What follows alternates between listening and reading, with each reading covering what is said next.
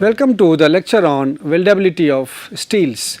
So, in this lecture we are going to discuss about the weldability aspects of steel. We have discussed about the weldability aspect of another ferrous based material, that is cast iron. So, in the case of cast iron, the carbon amount is more, it will be more than 2%. So, once we go to that range, you have the cast iron and its varieties come. Then before that, in the lower range of carbon and with suitably more alloying elements, you have the variety of material, that is steel. So, we will discuss about the weldability aspect of steel, because steels are very much used in most of the engineering applications, and we need to know, because there are varieties of steel. You have depending upon the content of carbon, we categorize steel into low carbon or medium carbon or high carbon steel. Similarly, depending upon the alloying element content, we also categorize as low alloy steel or high alloy steel. And similarly, you have the stainless steels also, which has the special properties of stainless character. So, in that again, depending upon the type of matrix, type of phase you have, so that is ferritic or martensitic or austenitic type of stainless steel. So, all that different varieties of steels are used for different applications, and their weldability behavior is also different. So, we are going to discuss about their different weldability aspects. Now, coming to the different varieties of steels, if you talk about steel, we call it either first of all is the carbon steel. So, the carbon steel basically you have they will be differing from the cast iron, and they will be having about 0.1 to 1.5% of carbon. So, you have carbon steel, it has 0.1 to 1.5% of carbon, and more than that, once we go, I mean more than 2% or so, so 1.5% later on, that is not regarded as steel. So, that is regarded as cast iron. So, in this that can so you have the range from 0.1 to 1.5. So, when the carbon content is quite small, so you have the low carbon steel, and similarly, so up to 0.5% or 0.3%, from 0.1 to 0.3, suppose you call it as the low carbon steel. Similarly, when you go from 0.3 to 0.5%, we call it as the medium carbon steel, and then when we go from 0.5 to 1.5%, we call it as the high carbon steel. Now, as the carbon percentage becomes more and more, the ease of welding becomes lesser. So, as the carbon content will be lesser, the ease of welding will be more. So, once we are, so we have low carbon steel, and we have medium carbon steel, and then we have high carbon steel. Now, the thing is that in a normal circumstances, if you try to, because the carbon percentage will be in this case around 0.1 to 0.3, this will be 0.3 to 0.5, and then this will be 0.5 to 1.5 percentage carbon. So, like that. Now, as the carbon percentage becomes more, then the weldability is decreasing, because of the obvious reason that if the carbon percentage becomes more, the hardenability increases, and then you will have more chances of formation of the martensitic phases in the HAZ, and then once that phase is undesirable, because it has unduly high amount of hardness.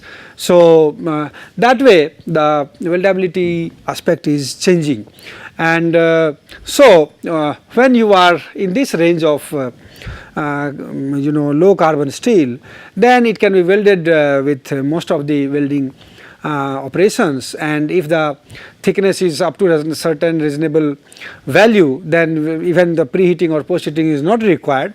But then if there is a large amount of thickness, then certainly there will be some requirement.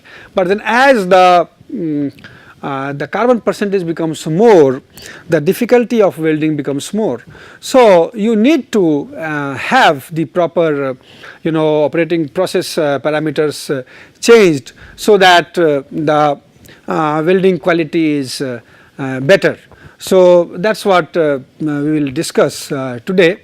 Now, we know that you have the different applications of these steels in different regions, and as far as the low carbon steel is concerned, it is very difficult, very easy to be welded and to be machined. So, and its melting temperature will certainly be a little bit higher, because we can recall that if we have if we see the so as as you go on increasing the carbon percentage, so that the melting temperature goes on decreasing. So, towards the lower value of the carbon, you have larger, little bit about 20 to 30 degree centigrade higher melting point.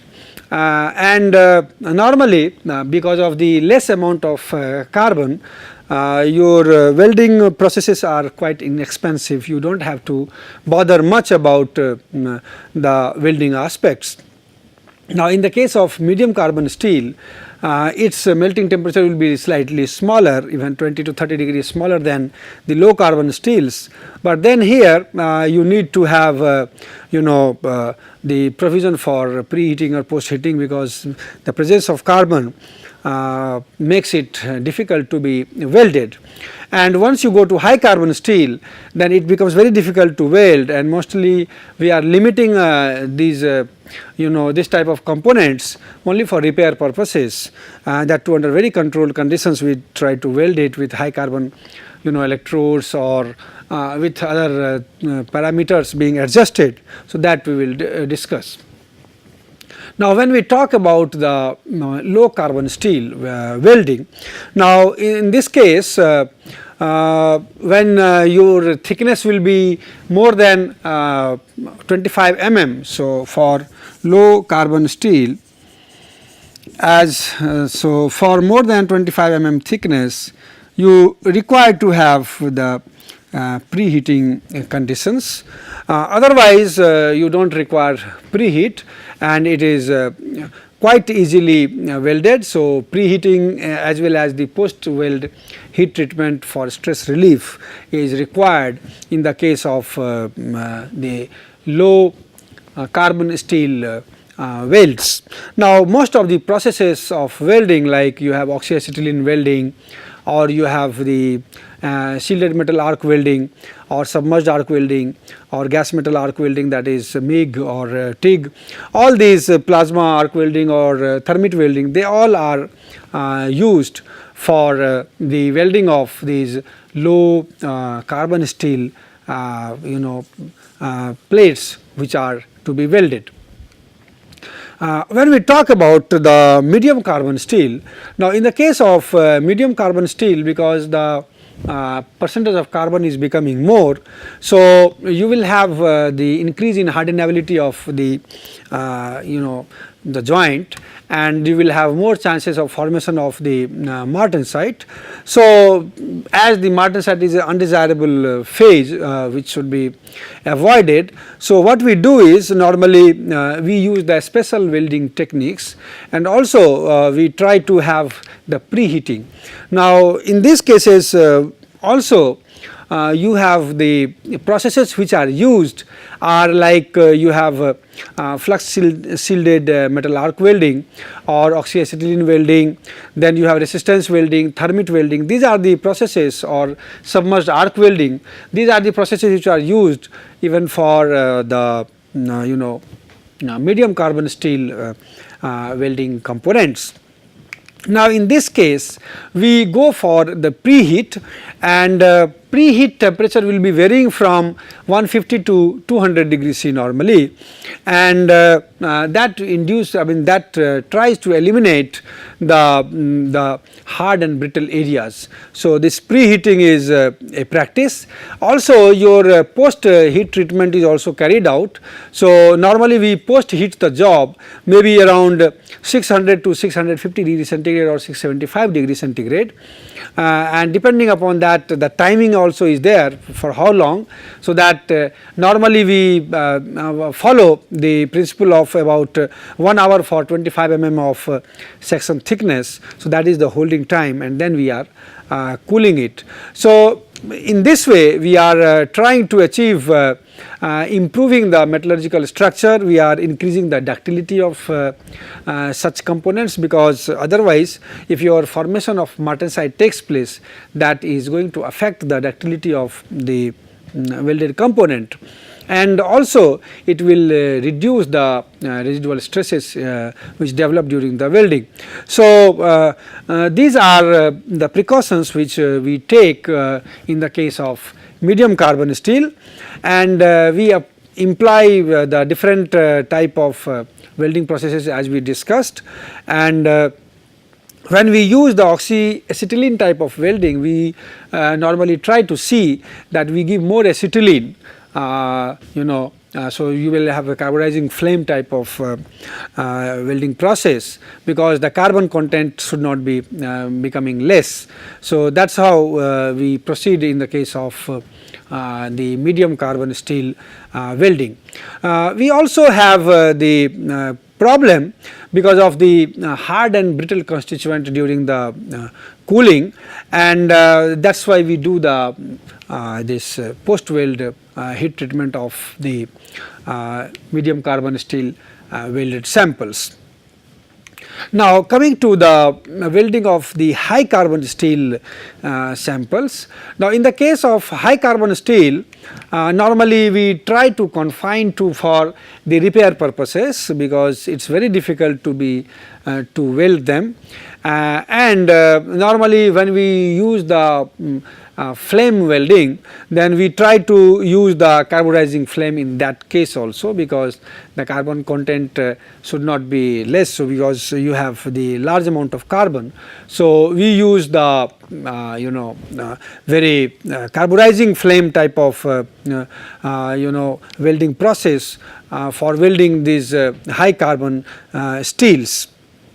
Also, we have to have proper care, and you have to see that the object should not be overheated, and the weld should be completed fast, and it should be heat treated after the welding. So, these are the precautions which are followed while doing the welding of these high carbon steels, and the processes which are used are the oxyacetylene welding, then you have thermit welding, you have flux shielded metal arc welding, and the resistance welding. These are the processes which are used in the case of these high carbon steel weldments.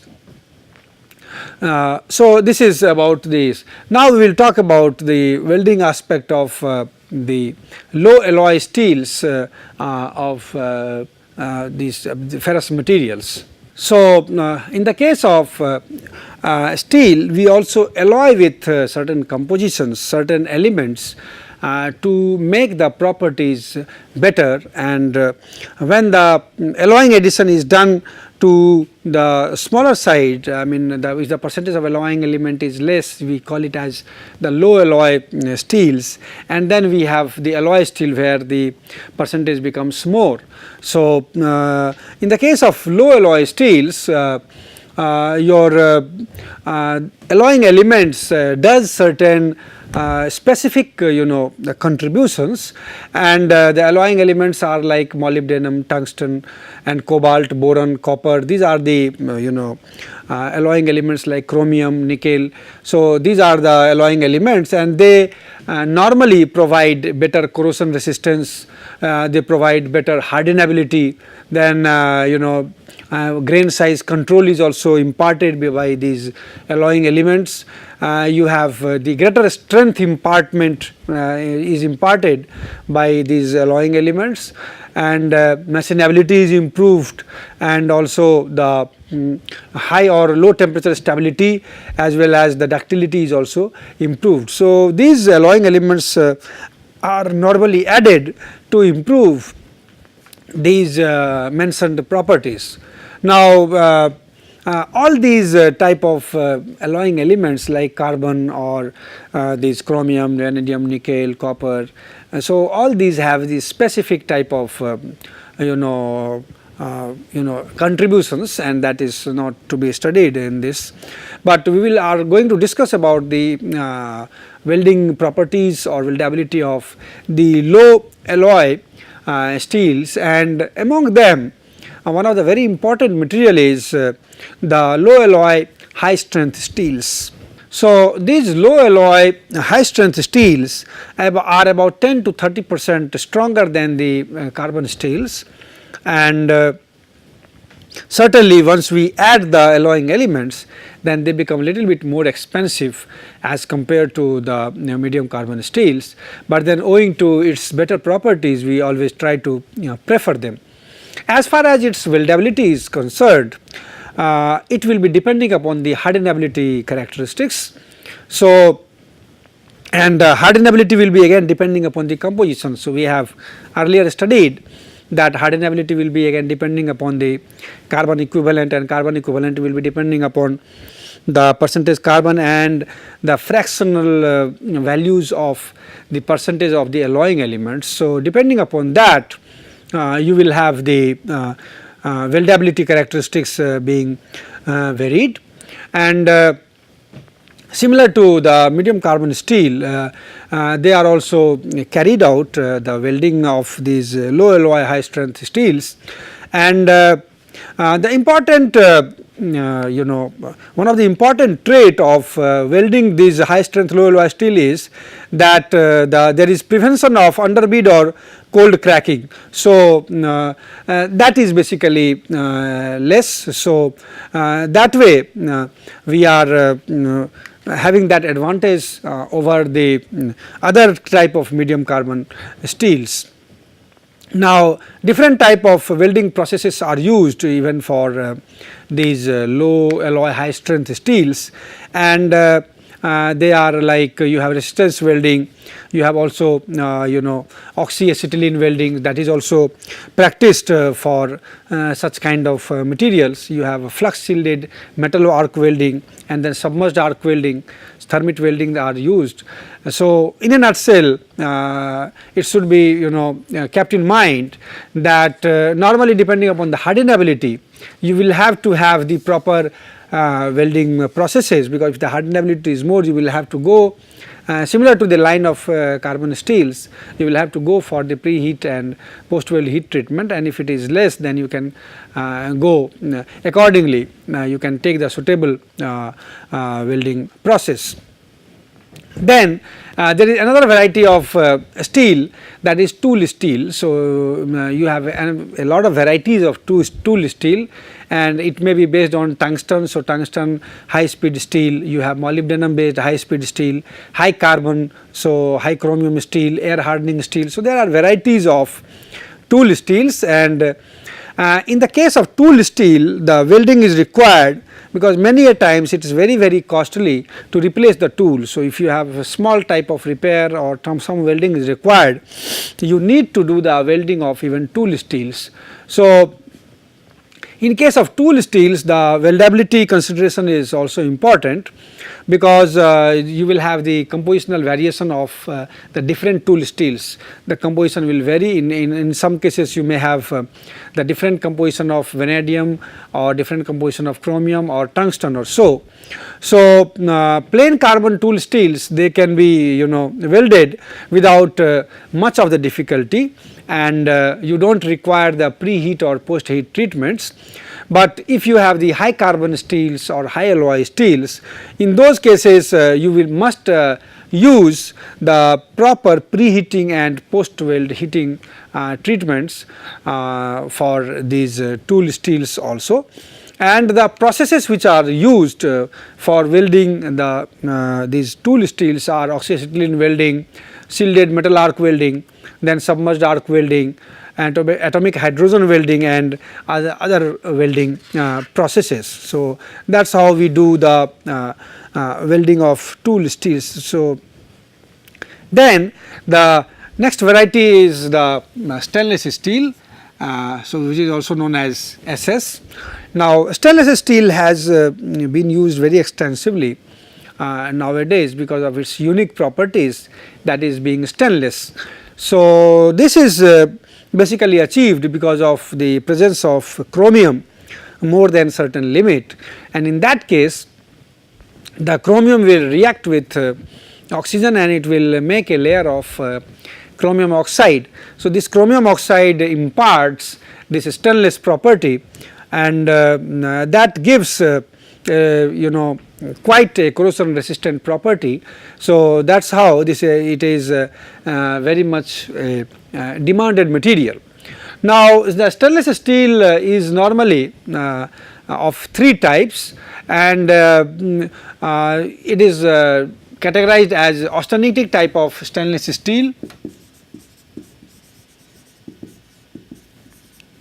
and then you have Martensitic stainless steel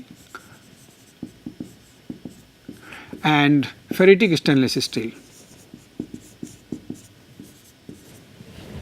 Now, depending upon the type of microstructure which you get, if you have austenitic matrix, you have austenitic stainless steel. Otherwise, if it is ferritic, then it is ferritic stainless steel, and if it is martensitic phase, then you have martensitic stainless steel. Now, the austenitic steel they have some special properties, that they possess the austenitic structure at room temperature, that is why they are known as austenitic stainless steel. Then they have the highest corrosion resistance among the 3 varieties of the stainless steel. Then they possess the greatest strength and scale resistance at even high temperature. So, that is another special quality of this austenitic stainless steel. They are ductile at temperature even approaching absolute 0. So, that is another special quality of this stainless steel, because at lower temperatures when you go, because of the ductility to brittle transition, so near that absolute 0, every material, most of the materials will become behaving in that fashion, but this material still behaves in the ductile fashion. So, that is a special quality of that, and also they are non-magnetic. So, they can be identified easily when we are trying to see that how to differentiate them, and they have special applications in the aircraft industries. You have chemical processing industries, food processing industries or so.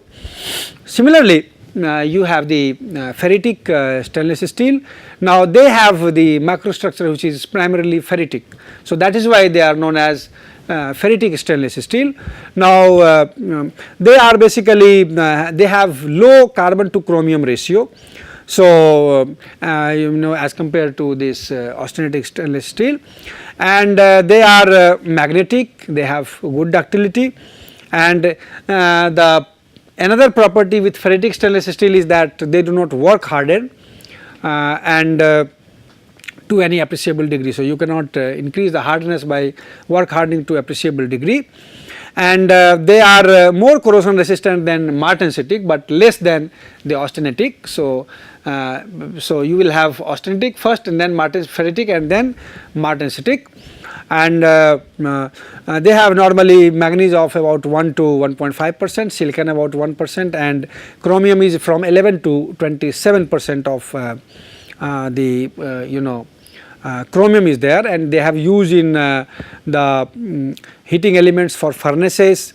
Similarly, they have for the lining for the petroleum industries, screws and fittings, oil burner parts are made by these ferritic stainless steels. Then you have Martensitic stainless steel. The Martensitic stainless steels have the Martensitic structure, they have high carbon to chromium ratio. So, and they are magnetic in all the conditions, and they have the best thermal conductivity among all the varieties of the stainless steel, and their hardness, ductility and ability to hold this hardness at high temperature, that is giving a proper edge, I mean an advantage over other varieties, and they can be cold worked without difficulty. So, this way these are the special traits of these Martensitic type of stainless steel, and they are used for pump and valve parts and turbine buckets and so. So, these are the uses of these three varieties of stainless steel. Now, coming to the weldability issues of Austenitic stainless steel. Now, in this case they have if you talk about the properties of Austenitic stainless steel. Now, their electrical resistance is 6 times that of the carbon steel. So, and similarly the melting point is about 90 degree lower or 100 degree lower than the carbon steel. Then thermal conductivity is also 50% lower. So, thermal conductivity is about half, and but the thermal expansion coefficient, that is quite 50% higher than the carbon steel.